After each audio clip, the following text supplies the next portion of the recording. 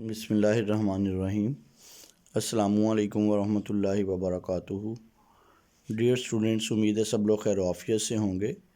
अल्लाह ताला की ज़ात से दुआ गो हैं कि अल्लाह ताला हम सबको सेहत व तंदरुस्ती अता फ़रमाए। डियर स्टूडेंट्स, आज हम लोग चैप्टर नंबर 9 का लेक्चर्स नंबर 13 स्टार्ट करेंगे, जिसके अंदर हम एक्सरसाइज 9.1 का क्वेश्चंस नंबर 8, 7, 8, 9 को आज हम लोग मुकम्मल करेंगे। क्वेश्चन नंबर 7 की स्टेटमेंट है, what is the length of the arc intercepted on a circle of radius 14 centimetre by an arm of a central angle of 45 degree. जी, तो बेटा हमने इसमें लेंथ ऑफ आर्क को फाइंड करवाना है। What is the length of arc. जी, length of arc को लेंगे हम लोग।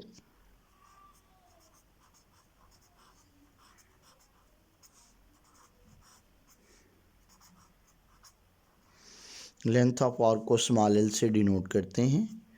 इसको हम लोगों ने फाइंड करवाना है। On a circle of radius 14 centimetre. Radius भी हमें सर्कल का गिवन है। Radius of circle small r से डिनोट करते हैं। 14 सेंटीमीटर हमारे पास है। By an arm of central angle, angle भी हमें गिवन है।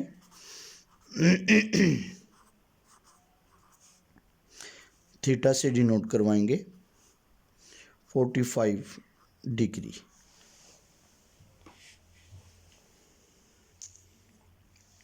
अब बेटा एंगल हमारे पास जो है वो सेक्साडेसिमल सिस्टम डिग्री में गिवन है। हम इसको सर्कुलर सिस्टम रेडियन में कन्वर्ट करने जा रहे हैं, क्योंकि हमारे पास जो है हम बात कर रहे हैं एक सर्कल की, तो इसके लिए हमें एंगल जो है वो रेडियन में रिक्वायर्ड है।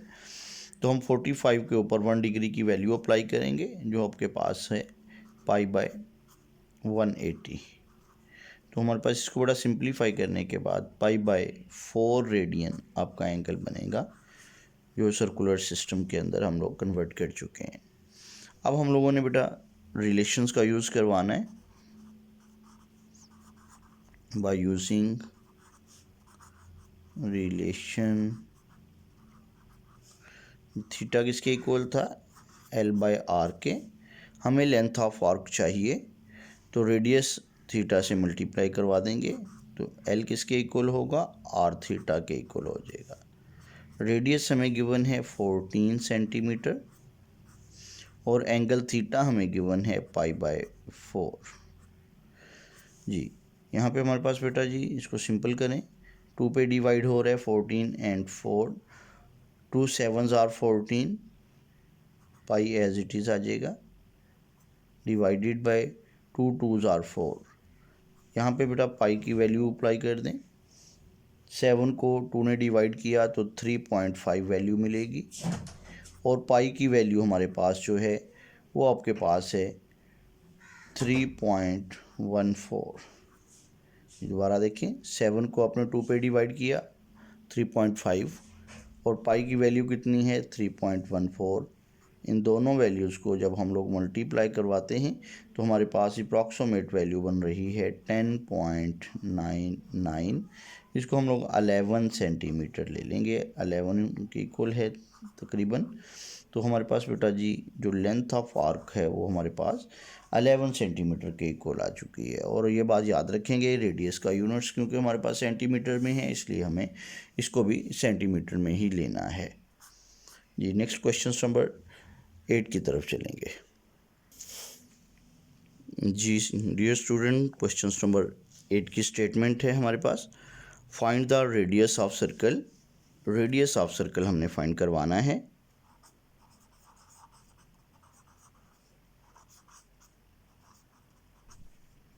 रेडियस ऑफ सर्कल को हम लोग स्मॉल r से डिनोट करेंगे। इसे हम लोग बेटा फाइंड करने जा रहे हैं। Arm of central angle measure 1 radian, angle हमें गिवन है जिसको हम थीटा से डिनोट कर रहे हैं, 1 रेडियन के इक्वल है।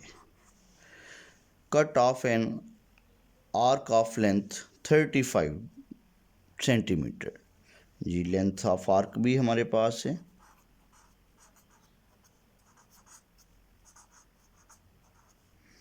स्मॉल एल से डिनोट करवाएंगे 35 सेंटीमीटर। अब बेटा इसके लिए हमें फिर वही रिलेशंस यूज़ करवानी है, theta is equal to L over R use करवाएं। हमें चाहिए रेडियस को क्रॉस मल्टीप्लाई करवा के थीटा डिवाइड करवा देंगे, आर किसके इक्वल होगा, एल ओवर थीटा के। लेंथ ऑफ आर्क हमारे पास 35 गिवन है, एंगल थीटा 1 रेडियन के इक्वल है, तो ये 35 वैल्यू बनेगी। तो रेडियस ऑफ सर्कल हमारे पास जो बनने जा रहा है वो हमारे पास है 35 सेंटीमीटर, क्योंकि हमारे पास लेंथ ऑफ आर्क सेंटीमीटर में थी तो रेडियस ऑफ सर्कल भी हमने सेंटीमीटर में ही इसका यूनिट्स लेंगे। तो ये बड़ी बेटा वाजे यहाँ पे रेडियन की डेफिनेशंस है। जब लेंथ ऑफ आर्क जो 35 गिवन थी, हमारा रेडियस ऑफ सर्कल भी 35 आ रहा है, तो ये हमारे पास एंगल 1 रेडियन गिवन था। जो रेडियन की डेफिनेशंस को भी ये क्वेश्चन जो है जो वाजे करता नज़र आ रहा है। जी नेक्स्ट क्वेश्चन नंबर बेटा 9 है जी, उसे लेंगे। जी बेटा question number 9, a railway train is running on a circular track of radius 500 metre. हमारे पास बेटा एक ट्रेन है जो एक सर्कुलर ट्रैक के ऊपर मूव कर रही है, इसका रेडियस हमें गिवन है,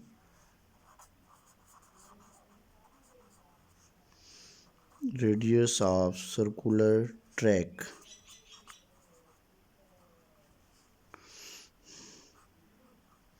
किसके साथ डिनोट करवाएंगे, स्मॉल आर के साथ, जो हमें दिया गया है 500 मीटर।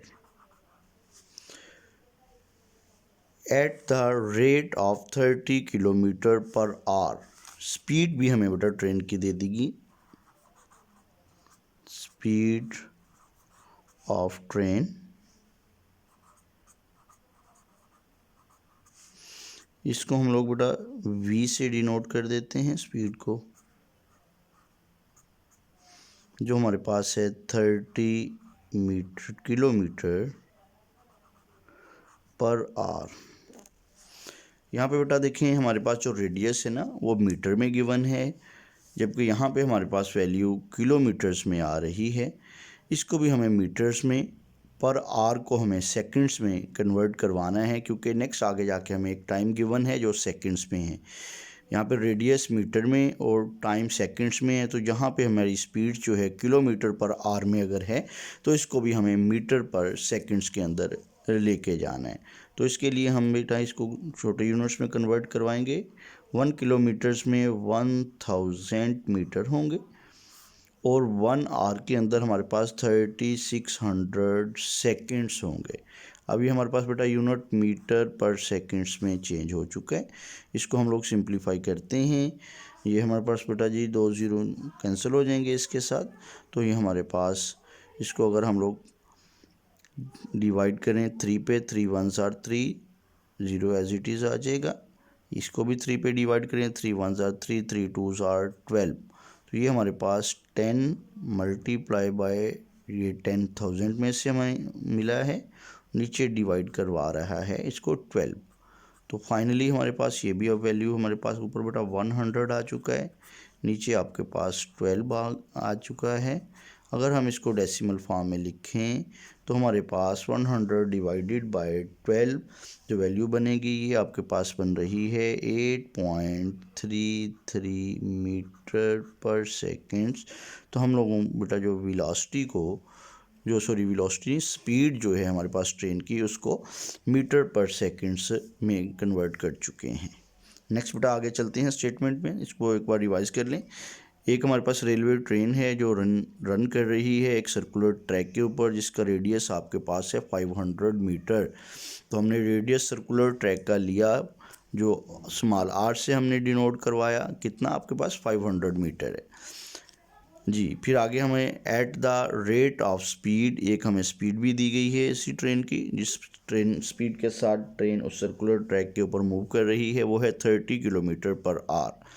इसको हमने बेटा स्पीड ऑफ ट्रेन को v से डिनोट करवाया। तो 30 मीटर पर आवर, क्योंकि हमारे पास बेटा यहाँ पे यूनिट्स बड़े लिए गए हैं, किलोमीटर्स और आवर्स लिए गए हैं, हम इनको मीटर्स और सेकंड्स में कन्वर्ट करवाएंगे। इसके लिए हम लोगों ने 30 एज इट इज़ आ गया, 1 किलोमीटर में 1000 मीटर्स होते हैं वो कन्वर्ट करवा दिया, और 1 आवर्स में 3600 सेकंड्स होते हैं उसमें उसको चेंज करवा दिया। इनको सिंप्लीफाई करके हमारे पास जो वैल्यू बनी है वो 8.33 मीटर पर सेकंड बन चुकी है। नेक्स्ट बेटा, through what angle will it turn in 10 seconds. Angle को हम लोग बेटा फाइंड करने जा रहे हैं। एंगल को हम लोग बेटा थीटा से डिनोट करेंगे, जो हमने फाइंड करवाना है, और हमें एक टाइम भी गिवन है जिस टाइम के थ्रू जो ट्रेन जितना मूव करती है उतना एंगल हमें चाहिए। इसको मैं टी के साथ डिनोट करवा देता हूँ, जो हमारे पास 10 सेकेंड्स के इक्वल है। अब बेटा हमने इसमें फाइंड जो करवाना है वो एंगल फाइंड करवाना चाहते हैं। एंगल फाइंड करवाने के लिए हमने जो रिलेशन यूज़ करना है वो वही है थीटा इक्वल टू L/R, जो ऑलरेडी हम यूज़ करते आ रहे हैं। इसके लिए हमें बेटा लेंथ चाहिए, वो हमारे पास कर्व्ड पाथ चाहिए जो हमारी ट्रेन ने कवर किया है 10 सेकेंड्स के अंदर।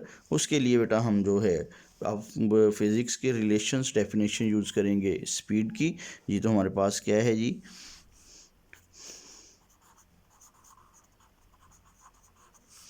स्पीड हमारे पास बेटा किसके इक्वल होती है, डिस्टेंस बाय टाइम। हमने जो डिस्टेंस कवर करवाना है वो हमारे पास हमारी लेंथ ऑफ आर्क के इक्वल है, तो v हमारे पास किसके इक्वल हो जाएगी, L/T के। अगर हमें लेंथ को फाइंड करवाना है तो हमारे पास v को t हमारे पास v के साथ मल्टीप्लाई करेगा और हमें लेंथ ऑफ आर्क मिल जाएगी। हमारे पास वो डिस्टेंस बन जाएगा जो हमारी ट्रेन उस सर्कुलर ट्रैक के ऊपर 10 सेकंड्स के अंदर कवर करती है।